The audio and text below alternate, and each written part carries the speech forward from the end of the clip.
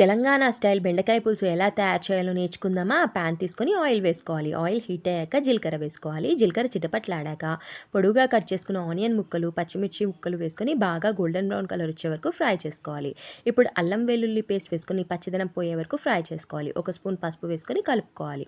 బెండకాయల్ని బాగా వాష్ చేసుకొని 2 ముక్కలుగా అయితే కట్ చేసుకోవాలి. ఇప్పుడు ఆ బెండకాయ ముక్కల్ని వేసేసుకొని తగినంత ఉప్పు వేసేసుకొని ఒక్కసారి కలుపుకొని మూత పెట్టి మీడియం ఫ్లేమ్లో ఒక 2 నిమిషాలు మగ్గించుకోవాలి. చూసారా, ఇలా బెండకాయ 50% ఉడికినప్పుడు 2 స్పూన్ల కారం పొడి, మెంతులు, జీలకర్ర పొడి, ధనియాల పొడి వేసుకొని బాగా కలుపుకోవాలి.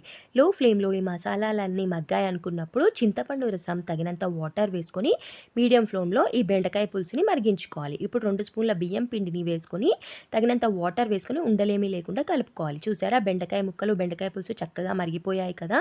ఇప్పుడు ఆ బియ్యం పిండి మిశ్రమం తగినంత కొత్తిమీర వేసుకుంటే చక్కనైన చిక్కటి బెండకాయ పులుసు రెడీ. ఇంకెందుకండి ఆలస్యం, మీరు ట్రై